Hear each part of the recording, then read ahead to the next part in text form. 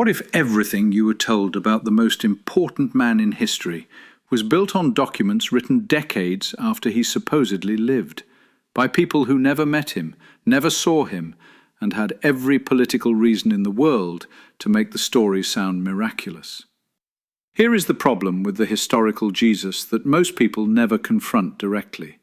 The four Gospels, Matthew, Mark, Luke, John, were not written by eyewitnesses. The earliest, Mark, was composed approximately 40 years after the crucifixion. 40 years, in a largely illiterate society, with no recording devices, no journalism, no standardized writing system accessible to common people. Stories passed through dozens of mouths before a single word was committed to papyrus. And here is what a physicist immediately recognizes in that process. It is not a data transfer system. It is a distortion engine. Every retelling introduces error. Every generation of transmission compounds that error exponentially. By the time the Gospels were written, the original signal, if there ever was one, had passed through so many layers of cultural, political, and theological filtering that what remained was not history. It was mythology wearing the costume of biography. And mythology, no matter how beautifully written, is not evidence. What if the single most explosive fact about Jesus Christ is not theological? It is archaeological. And the archaeology is completely, devastatingly silent. This is the fact that shocks people when they first encounter it. Jesus, according to the Gospels, was not a quiet figure. He raised the dead in public. He fed 5,000 people with 5 loaves of bread. He entered Jerusalem on a donkey while crowds threw palm branches. He was tried before the Roman governor of Judea, Pontius Pilate, a documented historical figure whose administrative records were meticulous. He was executed. The temple curtain tore. There was darkness across the land. The dead rose from their graves and walked into Jerusalem and appeared to many people. These are not subtle events. These are civilization-scale disturbances. And yet, not one contemporary writer recorded any of them. Not one Roman historian, not one Jewish chronicler, not one administrative record. Philo of Alexandria was alive during the supposed ministry of Jesus, was prolific, was deeply interested in Jewish religious developments, and wrote absolutely nothing about him. Silence of that magnitude is not an absence of evidence. In a properly calibrated scientific mind, it is evidence of absence. What if the story of Jesus was not invented from nothing, but assembled, piece by piece, from religious myths that were already ancient when Jesus was supposedly born? This is the part that genuinely unsettles people, not because it is speculative, but because it is a matter of historical record sitting in plain sight. The virgin birth appears in the stories of Horus, Mithra, and Dionysus, all predating Christianity by centuries. A dying and resurrecting God appears in the cults of Osiris, Attis, and Adonis, worshipped by millions across the Mediterranean long before Bethlehem was allegedly visited by angels. A divine figure, born of a mortal woman and a divine father, performing miracles, gathering disciples, sacrificing himself for humanity, ascending to heaven. This is not a unique story. It is the dominant mythological template of the ancient Mediterranean world. A physicist looks at this pattern and asks the most obvious question in the world. When you have an established template producing near-identical stories across multiple unconnected cultures, what is the most parsimonious explanation for a new story that fits that template perfectly? It is not divine uniqueness, it is cultural inheritance, it is pattern replication, it is mythology doing exactly what mythology always does. What if the Roman Empire, the most obsessive record-keeping bureaucracy in ancient history, should have documented Jesus extensively, and the fact that it almost entirely didn't is the most damning piece of evidence in this entire case. Rome documented everything: tax records, census data, judicial proceedings, military movements, provincial disturbances. Crucifixions required paperwork. Trials before Roman governors generated administrative records. A movement large enough to threaten the stability of Jerusalem, which the Gospels describe, would have been flagged, monitored, and filed in triplicate. The two Roman sources most often cited as evidence for Jesus, Tacitus and Pliny the Younger, were both writing approximately 80 years after the crucifixion, both referring only to the existence of Christians as a group, and neither claiming any personal knowledge of Jesus himself. Tacitus simply notes that Christians followed someone called Christus, who was executed under Pilate. This is not historical verification. This is a Roman official recording what Christians themselves claimed, the same way a modern journalist writing about Scientology is not confirming that L. Ron Hubbard was divine. The Roman record for a figure of supposedly world historical significance is not thin. It is essentially non-existent. And Rome was not in the habit of losing paperwork. What if the resurrection, the central load-bearing claim of Christianity, the event upon which the entire theological structure depends, fails every single test that science and logic apply to extraordinary claims? Here is the principle that should be posted above every claim ever made about the supernatural. Extraordinary claims require extraordinary evidence.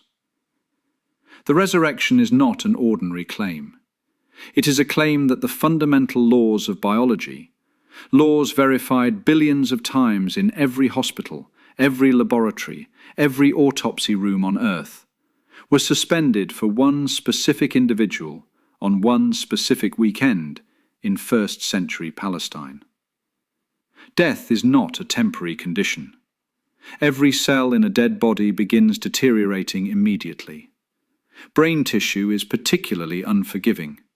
Minutes without oxygen produce irreversible damage. There is no documented case in any controlled setting, anywhere in recorded medical history, of a human being returning to full biological function after clinical death.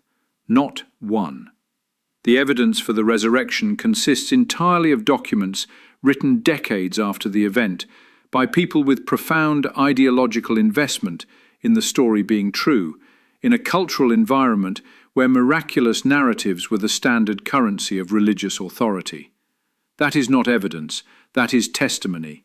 And testimony, unverified by independent sources, is precisely the category of input that a rigorous mind is designed to be most suspicious of. What if the reason the Jesus story is so resistant to rational examination is not because it is true, but because it was specifically engineered over centuries of institutional power to be immune to questioning? This is the most dangerous keynote of all.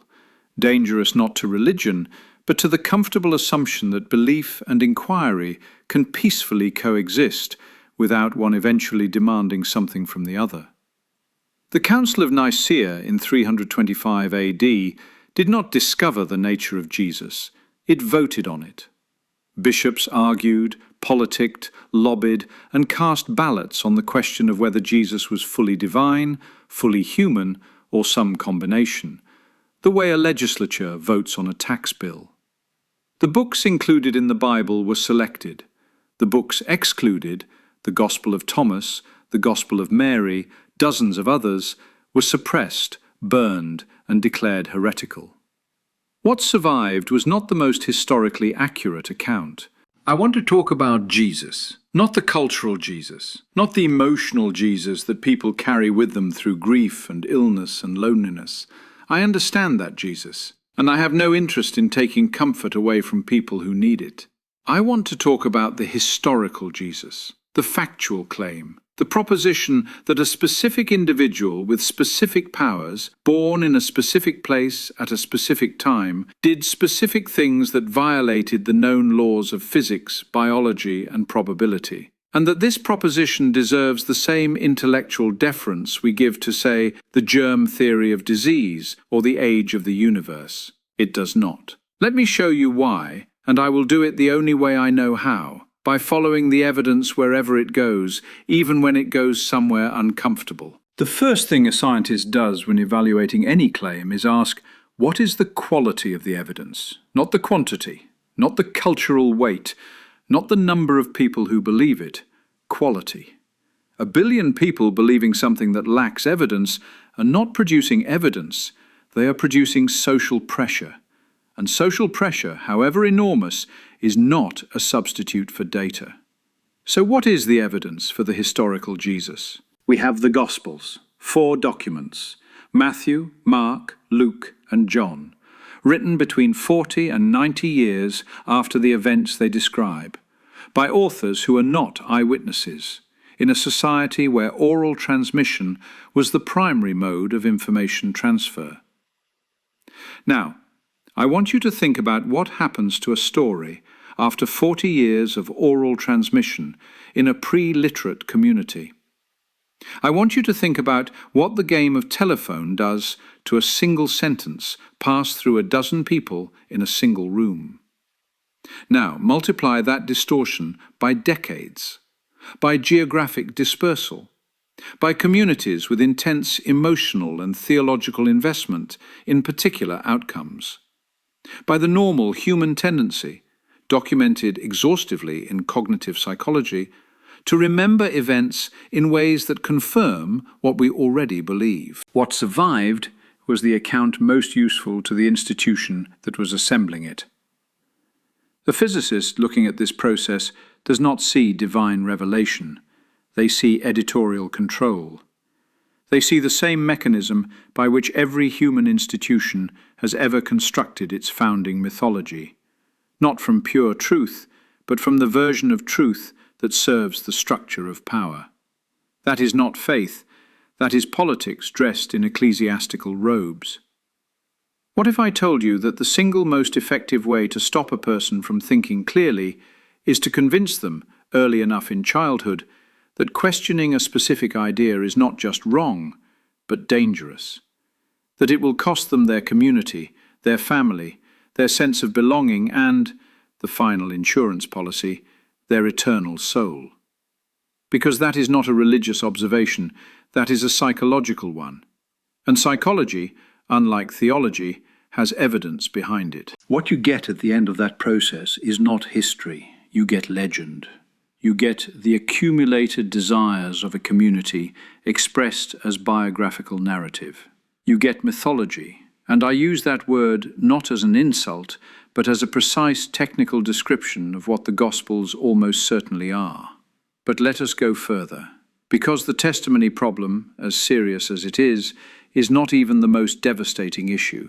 The most devastating issue is the silence. Philo of Alexandria was alive. He was prolific. He was Jewish, deeply interested in religious and philosophical developments in Judea, and he wrote millions of words covering exactly the period during which Jesus was supposedly performing miracles a few hundred miles away. He wrote about Pontius Pilate. He wrote about political unrest in Jerusalem. He wrote about everything. He wrote nothing about Jesus.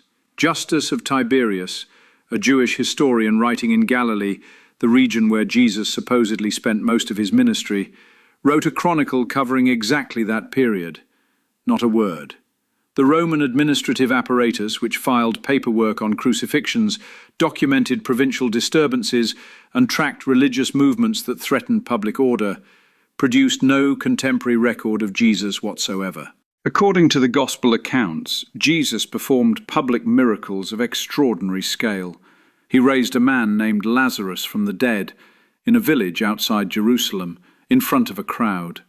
He fed thousands of people simultaneously with a quantity of food that should have been exhausted in minutes. He entered Jerusalem during Passover, the most crowded, politically charged week in the Jewish calendar, to public acclaim. He was arrested, tried before the Roman governor of Judea, executed, and then, according to the text, the dead rose from their graves and walked into the city and appeared to many people. Let me be absolutely precise about this. These are not private events. These are not visions experienced by a single individual in a desert. These are public, observable, externally verifiable occurrences described as happening in one of the most densely populated and administratively monitored regions of the Roman Empire. And the Roman Empire noticed nothing. Now, I want you to apply basic scientific reasoning here, the kind you would apply to any other claim. If I told you that a man last week walked through Times Square on a Tuesday afternoon, healed 20 blind people in public, turned water into wine at a restaurant while 300 people watched, and was then arrested by the NYPD and executed on live television, and I further told you that not a single newspaper, security camera, phone recording, police report or witness account existed to corroborate any of it, what would you conclude? You would not conclude that it happened and the evidence was lost. You would conclude that it probably did not happen. The absence of evidence when evidence should abundantly exist is not a neutral fact. It is information. It is the universe telling you something about the probability of the claim being true. And then there is the template problem. Philo of Alexandria was alive. He was prolific. He was Jewish, deeply interested in religious and philosophical developments in Judea, and he wrote millions of words covering exactly the period during which Jesus was supposedly performing miracles a few hundred miles away. He wrote about Pontius Pilate. He wrote about political unrest in Jerusalem. He wrote about everything. He wrote nothing about Jesus. Justus of Tiberias, a Jewish historian writing in Galilee, the region where Jesus supposedly spent most of his ministry, wrote a chronicle covering exactly that period. Not a word. The Roman administrative apparatus, which filed paperwork on crucifixions, documented provincial disturbances, and tracked religious movements that threatened public order, produced no contemporary record of Jesus whatsoever. None of this means the questions Jesus raises about meaning, about ethics, about how human beings should treat each other are not real and important questions. They are. But truth is not served by assigning those questions to a figure whose existence cannot survive rigorous examination. The universe deserves more honesty than that. And so do you. The story of Jesus, born of a virgin, divine Father, miraculous birth announced by celestial signs, performed miracles, gathered followers, sacrificed himself, rose from the dead, ascended to a divine realm, is not a unique story.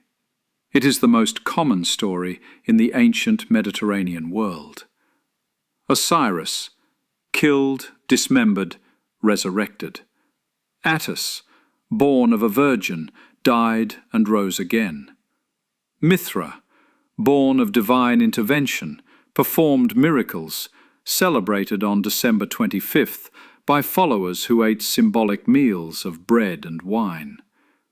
Dionysus, born of a mortal woman and a divine father, turned water into wine, was killed and resurrected. These are not vague similarities. These are structural parallels so precise that scholars have spent careers debating whether early Christianity borrowed deliberately from these traditions, or whether the same deep human psychological needs kept producing the same mythological shapes independently. Either way, the question is the same. When you encounter a story that fits an established mythological template perfectly, what is the more parsimonious explanation? That the template exists because the story is true, or that the story was constructed using the template because the template was already understood to be persuasive? I know which explanation requires fewer unsupported assumptions.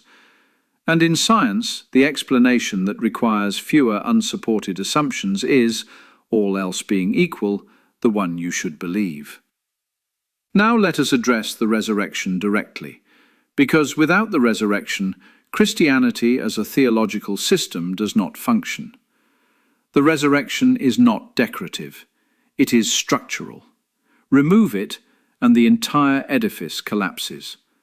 The claim is this: a human being, clinically dead, not unconscious, not in a coma, not recovering from shock, dead, entombed, sealed, returned to full biological life after 3 days. Here is what we know about death. It is not a reversible process. Every cell in the human body begins dying within minutes of cardiac arrest. Brain tissue begins experiencing irreversible damage within 4 to 6 minutes. After 3 days, biological decomposition is not a gentle process. It is thorough, rapid, and complete. There is not a single documented case in the entire history of medicine, with all its hospitals and laboratories and controlled conditions and peer review, of a human being returning to full biological function after genuine clinical death. Not one. Not anywhere. Not ever. The evidence for the resurrection consists entirely of documents written by believers, decades after the event, in a cultural environment where miraculous claims were the standard currency of religious authority, with no independent verification of any kind. That is not evidence. That is faith. And faith, I want to be very precise here, faith is not a method for establishing what is true.